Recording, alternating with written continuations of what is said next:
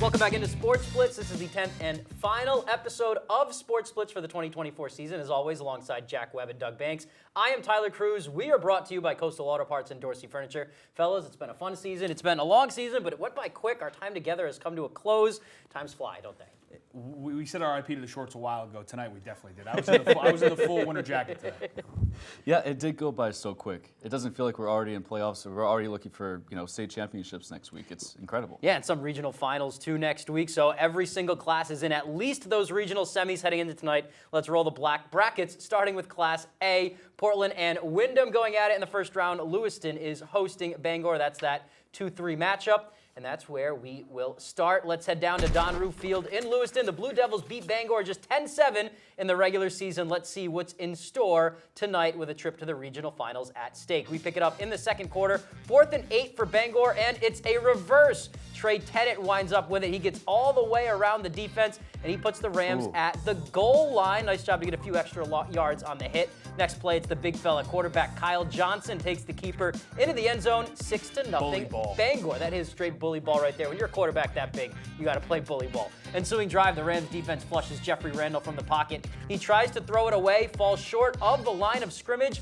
That's intentional grounding in the end zone. That's a safety for the Bangor Rams. Next drive, Zach Cota makes a great interception across the middle, and he takes it back. The Rams go on to win this one 22-14. Let's move on down to Class B now. You got number 1 Falmouth with the bye week, taking on Mescalonsky. Sorry, they had the bye week last week. 3 Lawrence and Coney at the bottom of the bracket down there, and that's where we're going to go in this one. We'll start with the 2 and 3 matchup down in Augusta. The Coney Rams hosting the Lawrence Bulldogs. The Rams took the regular season matchup at home as well, and this was a meeting of 2 just blue-chip Maine programs. We pick it up in the second quarter. Preston Roy takes a handoff, makes a man miss right there, goes all the way down the sideline, somehow is still going. A few plays later, though, it'd be Austin Bucknam who gets through the line of scrimmage and takes down Roy right there in the backfield. A big play for the Rams trying to make a stop, get him behind in the sticks. Then it's 3rd and 22.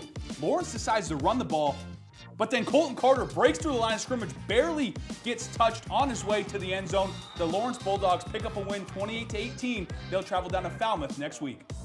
So will it be Messalonsky or Falmouth taking on the Bulldogs? Eagles trying to hand the Navigators their first loss. Second quarter, the Navs up 6-0. They flip to Giovanni Jarrett, who turns the corner and then turns on the Jets for the touchdown. This score right here will put Falmouth up 13-0.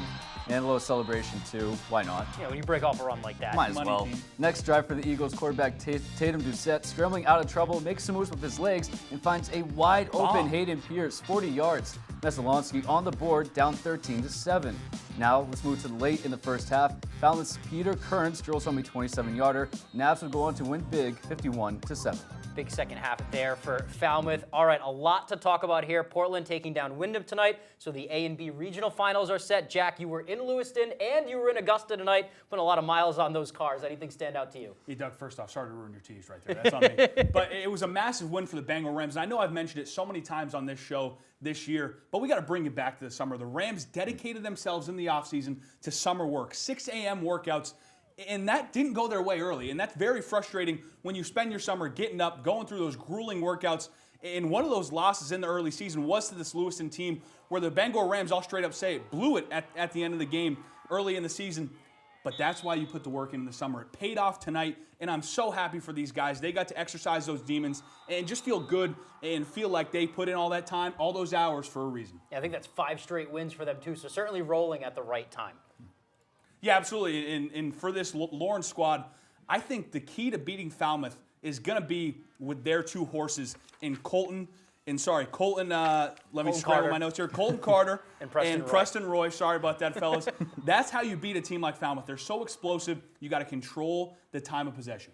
Yeah, and handing the ball off on 3rd and 22 shows a lot of guts. That reminds me of, I forget the year, but the Vikings and Adrian Peterson, the year he almost broke the Dickerson record. I mean, they were handing off to him on 3rd and 10 and then 4th down 2, and it works for them. I mean, their offensive line can create some big holes. I think physicality is what won this game for Lawrence. We've seen them all year with the same playbook, and it worked out for them tonight. Yeah, he's a strong runner, but he's also a fast runner, too, which, I mean, 3rd and 22, it's versatile. Absolutely. Yeah, and you love to have a guy that you can hand the ball off to down 3rd and 20. That makes everything easier. When we come back, still a lot of stuff to get to. Our 8-man Small North Championship game. And will the Herman Hawks punch their ticket to the Class C North Finals? Stay with us.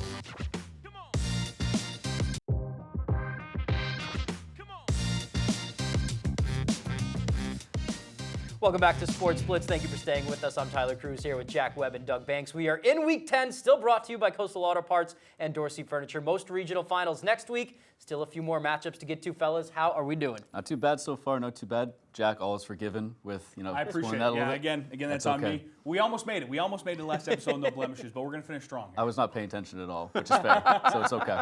We will finish strong. We'll start with some Class C action here, but first, that bracket. Herman taking on Oceanside in the semis. Nokomis and Madomic will play. That is on Saturday, so we'll pick up right there the Herman Hawks in action. After their round 1 bye, they are hosting the Oceanside Mariners. The Hawks dominant in this matchup in the regular season, so what do the Mariners have for them this time around? We're going to pick it up in the first quarter. Hawks up 6, 3rd down in their own end, but Ethan Curtis heaves it up. Griffin Dutton goes up and mosses his defender over the back and brings it down for the first. Later in the drive, end around to Bruce Coulter, the wide receiver. We know he's got speed. He puts it on display, runs all over for the 25-yard score. Hawks up 12-0. Second quarter, Hawks have it again.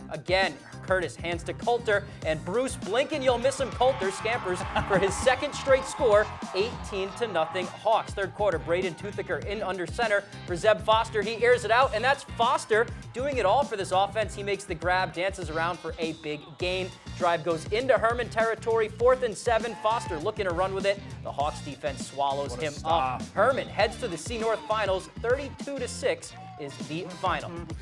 No action from us from Class D tonight, but the bracket is this. Foxcroft and Old Town meet in the semis, and John Bapst plays Winslow tomorrow on the other end of the bracket.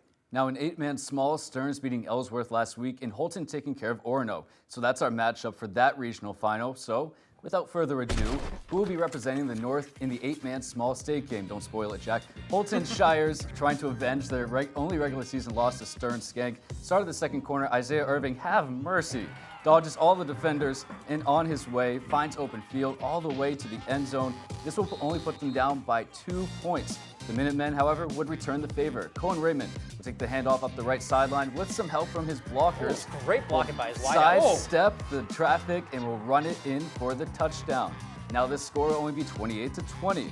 Next Minutemen possession, however, Cameron Atkinson. I don't know where that came from. Keeps the ball on the option, and once he turns the corner, he turns on the Jets. He'll run this all the way for a touchdown, and the Minutemen will keep on running to state's final, 62-20. All right, real quick from our other 8-man region, Camden Hills and Mount Ararat met tonight in the large semis, as did Greeley and Lake Region. So we'll check out some scores. Greeley beating Lake Region 40-6. Mount Ararat over Camden Hills 48-12, avenging that loss. Foxcroft Academy moves on to the D North Finals. They will play the winner of John Bapst and Winslow. That is Saturday at 1 p.m. at Winslow. All right, so let's break this down. Millinocket Doug back in action tonight, making the long trek north. What did you see from that 8-man Small title game, and will they be able to take down that powerful Old Orchard Beach offense next week? Well, powerful to say the least. Old Orchard is a powerful offense, but so is Stearns. They put up 60-plus points tonight. And, you know, a powerful offense is nothing to ignore, but the Minutemen, they're pretty good too. So for those who didn't watch the Minutemen throughout the season, know that if Lucas Pelkey and Cohen Raymond get off on a full head of steam and find open space, they're going to take advantage of that opportunity every time. And with a quarterback like Cameron Atkinson, not Ron Atkinson, who can manipulate a defense with both his arm and his ability to keep the ball himself and make plays on the ground, if those three can get in a rhythm early, then they could be a dangerous team. And speaking of finding open space, Jack, that can't happen without the O-line. What I saw were big runs tonight were linemen who never stopped moving downfield. Sometimes you'll see an O-line who stops and looks at the ball once it's past the line of scrimmage, but the Minutemen blockers scrape the D-line and then continue to contain the linebackers in the secondary. And if they play like this against Old Orchard next week, then, you know, they could bring the chip back up 95 to Millinocket. I'm talking about, Doug. Some love for the big fellas. Anytime. You like seeing the big guys get into the secondary. We've seen both of those teams a number of times. I want to talk about the Herman Hawks. Remember the controversial comments Gerard Mayo made a few weeks ago saying his team wasn't tough and that a tough team is one that can run and stop the run? Well, if that's the criteria, then the Herman Hawks are one of the toughest football teams in Maine. I love their three-headed monster out of the backfield with Max and Sam Hopkins. Those are your more traditional running backs. Bruce Coulter, the a wideout. They use him a lot as well in the ground game. Griffin Dutton and Ethan Curtis have been making plays through the air all year. And then on defense, Oceanside is primarily a running offense, and everyone knows that. You have Zeb Foster, you have a couple running backs that you use, but that offense ran for 40 points last week in the quarterfinals and just 6 points tonight, and that came in garbage time after going down 25-0. So that's a credit to the guys up front on Herman for both sides of the ball, their offensive line and defensive line. A lot of the times, probably the same kids at the high school level, too. So that is where they win the ball in the trenches. It's going to be fun to see what they do to either Madomic or Nokomis next week. Yeah, Tyler, just to chime in here, one of my first experiences with covering football this year was that Herman-Bap scrimmage at the beginning of the year. I was so impressed. My takeaway from that was just a gritty bunch of kids, and they've certainly proved it this whole season. Yeah, that's been their style every year, and it's really, this might be one of the best Herman teams I've had in my time here, just in terms of playing to that style of play and being successful with it. They have been fun to watch. It's been a fun season. We got one more block coming up. Still to come is our play of the week and our final thoughts. Everyone, stay with us.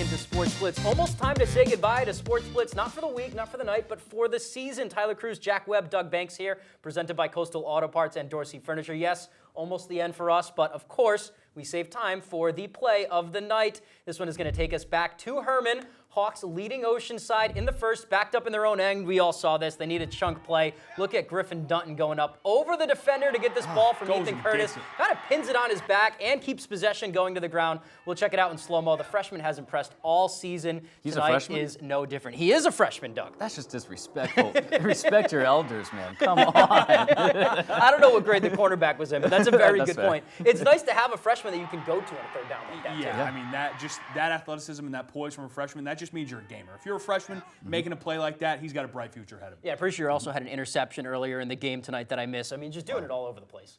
Yeah. All right, fellas, not a lot of time left in the Blitz season. We've teased that multiple times. I'll start with the final thoughts, though. It's been my pleasure doing this fall with you guys. Millinocket Doug, you put a lot of miles on those news cars. Jack, you were all over the place going down to Lewiston tonight. You're only as good as the team you have. You guys have made this season a lot of fun every Friday night, so thank you both. Well, thank you for having me on here, being just a regular old news Jack's got no reporter. choice, yeah. Yeah. Well, Jack, it's a pleasure working with you as well, man.